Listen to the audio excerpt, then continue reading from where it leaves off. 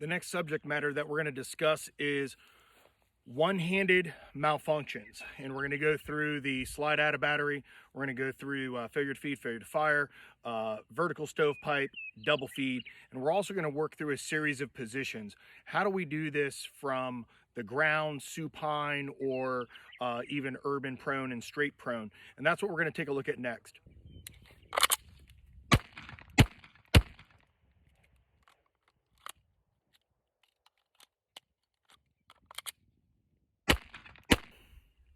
The question really comes down to, why practice these?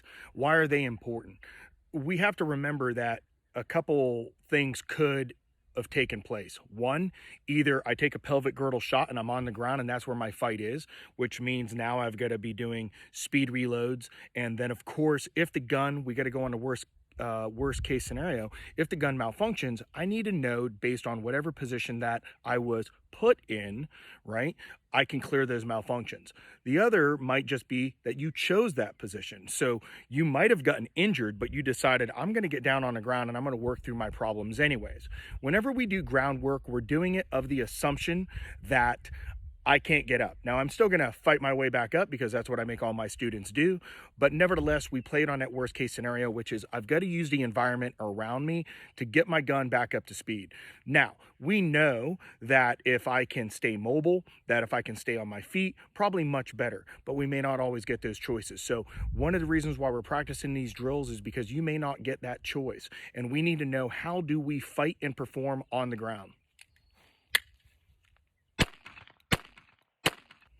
During the majority of the drills, I'm going to try to run this Cabot 1911. I'm going to run a Glock every once in a while, but the reason why I like doing the 1911 is because it's a pain in the ass to do on the ground. And that has to do with that 18.5-pound spring, which means that if you can do it on the 1911, you can pretty much do it on any other gun that's out there. The only other gun that I've seen that is kind of a challenge is a SIG 226 or a 229 chambered in 40, because of the way that particular spring is. The 9s are fine, but the 357 SIGs and a 40s are a different type of spring in there, and it makes it a little bit more of a challenge when we have to start racking it off the ground or other things, or getting a slide to lock back to the rear. So that's what I'm going to do for the majority of these scenarios, is run this 1911.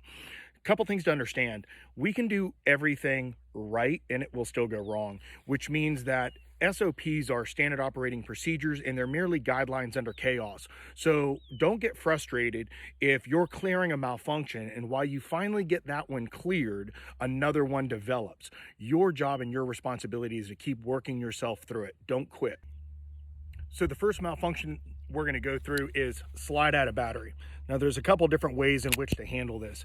One of the first ways is to just cycle the gun, okay? Which means that if my slide's out of battery, I'm up and I'm shooting, I can come off that hard point again right here, cycle the gun, and then I'm back up.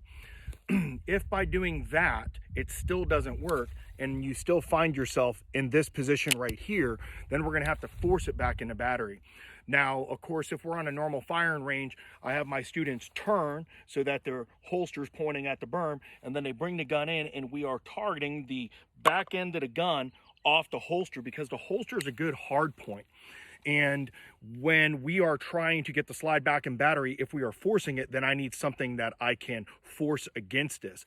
I can do the belt buckle as well. So as an example, my Aries Gear belt buckle. And one of the things that I'll do right here is split my fingers just a little bit so I have better control of the gun, because when you start to rotate this to the holster, sometimes people want to grab it like this and do it, and that can go up or it can go down, and either way that's a bad thing. So what I'll do is I'll ride the fingers in a little bit more of an unorthodox position. So if I have to hit it off the holster, I can. If I have to face, because I'm appendix carrying right here, well, and that's where my holster is, well, then that's going to make more sense to hit right there. I can also do the belt buckle, and then of course, I also have the magazine pouch on this side, and again, a slight rotation of the fingers, and then I would just drive it right here. Works really good when the mag's in there, because instead of it flexing just a little bit, it gives you that added little kicker to it, because there's no squish going on in there. So that's just a couple things to consider. We can either cycle the gun or we can just go force it back into battery.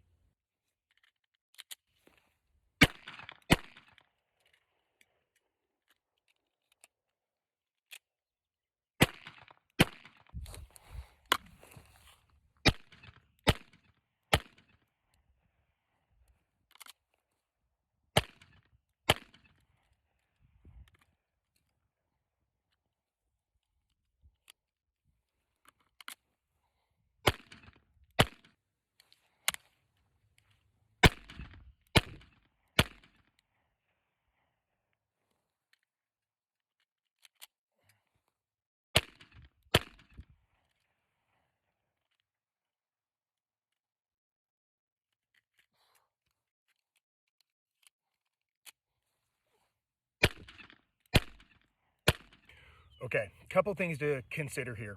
When we're talking about being on the ground, a couple of the issues that we have is what kind of holster are we carrying?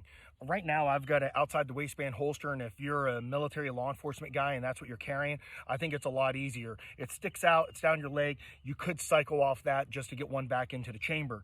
But when we start to go a little more covert, when we start to get into CCW carrying or those guys overseas carrying, then what we start to look at is I'm laying on my appendix carry holster. Where's my holster now? Or I'm IWB. Where's my holster when it happens in my left hand and I'm trying to utilize my holster?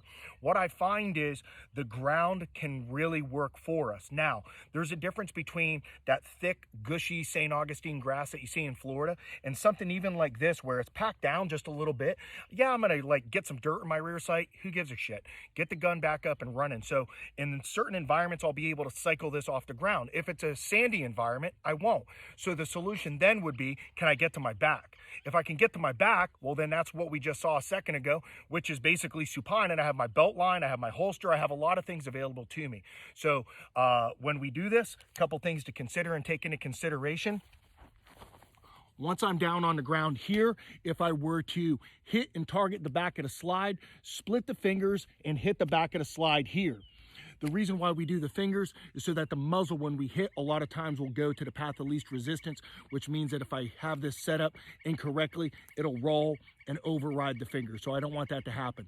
Now, we can sit here and based on this ground and this surface, I can sit here, put that rear sight in to the ground. You're gonna think cycle slide. I'm thinking opposite. Pin the slide and move what? The frame, and then get one chambered that way. So a lot of times we're not trying to drag it across the ground. I'm pinning it so I can get one in the chamber there. And we know that if I rolled over here, well, then I have all those attributes back up and doing what I need to do just by going to the back, and then I roll back over here. That's permitting that you're able to do that little bit of a roll, and dependent upon the circumstances, you might be shot and injured and you can't roll. So again, we have to have options.